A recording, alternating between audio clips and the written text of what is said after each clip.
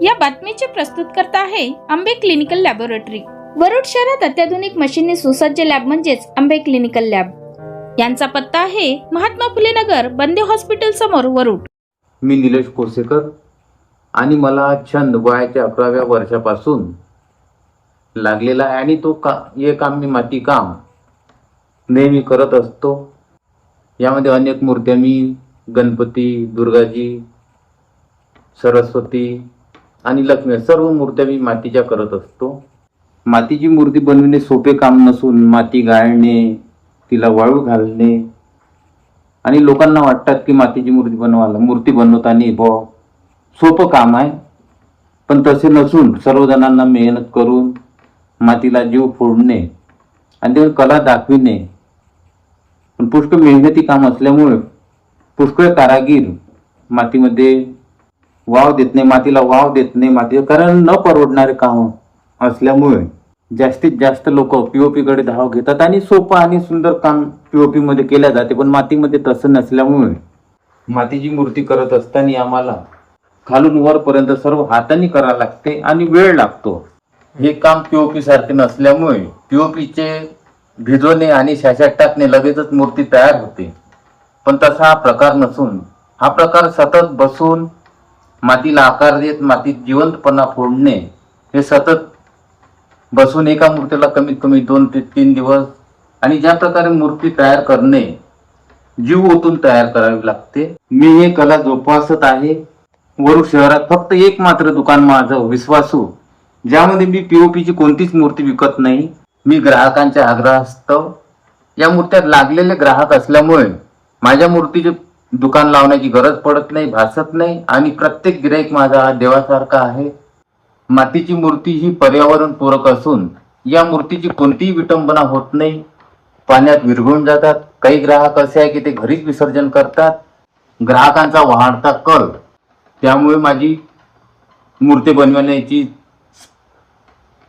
जिद्द आणि लागलेले ग्राहक यांच्यामुळेही, कारण त्या मूर्तीची विटंबना होत नाही आणि ही मूर्ती कुठेही पडलेली राहत नाही, विघटित होऊन जाते। सर्वप्रथम ही माती मी बाहेरून बोलावीत असतो, तिला गाळणे, तिला पाण्यामध्ये मुरू टाकणे, मुरू टाकल्यानंतर मुरल्यानंतर ती माती कडक आल्यानंतर त्यामध्ये दुसरी माती मिक्स करणे, रुईचा वापर करणे जेणेकरून मूर्तीला तडा न जावे। शेवट तिला कडक आल्यानंतर मातीला आकार देणे आमचे कार्य सुरू होते। आपल्या भागामध्ये माती मिळत नसताना ही अशी माती तयार केल्यानंतर आम्ही मग मूर्ती बनवायला सुरुवात करतो। मातीच्या मूर्त्या करणारा मी एकमेव असल्यामुळे ज्या मूर्त्या तयार करत असताना खूप काही असा त्रास सहन करावा लागतो। सतत बसणे, माती चुरणे, असं खूप काही त्रास सहन करावा लागतो। वरुड शहरामध्ये मी एकमेव असा व्यक्ती आहे की जो मातीच्या मूर्त्या तयार करीत असतो। साधारणतः एक मूर्ती घडवायला आम्हाला 2 ते 3 दिवस लागतात आणि या मूर्तीला सोकायला कमीत कमी 4 ते 5 दिवस नंतर त्यांची फिनिशिंग करणे, वाळवणे, कलरिंग करणे, अशा एका मूर्तीला 3 दिवस ते 4 दिवस लागतात।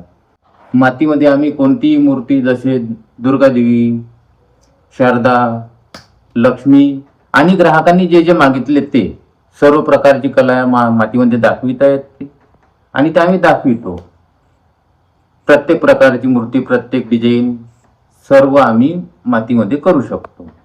काही ग्राहकांना वाटते की मातीमध्ये मोठी मूर्ती बनवू शकत नाही, पण तसे नसून मी माझ्या दुकानामध्ये 5 ते 7 फूट याची प्रत्येक मूर्ती, दुर्गादेवी, सर्व प्रकारच्या मूर्त्या मी मोठ्या मूर्त्या 5 किंवा 7 फुटामध्ये नेहमी आणि दरवर्षी लागलेल्या ग्राहकांच्या करीत असतो आणि ते येतात। काही ग्राहकांचा विश्वास बसत नाही, त्यांना वाटते की मातीची मूर्ती बनते किंवा नाही बनत। आपण जे भक्तिभावाने 10 दिवस मूर्तीची प्राणप्रतिष्ठा, पूजा अर्चना करतो आणि त्यानंतर जेव्हा मूर्ती विसर्जित करायला जातो तेव्हा काही मूर्त्या तशाच नदीमध्ये त्यांचे अवशेष, त्या मूर्त्या पडल्या दिसल्या, तेव्हा ध्यास घेतला आणि तेव्हापासूनच मी माझ्या कार्याला मातीच्या मूर्त्या बनविण्याला सुरुवात केली।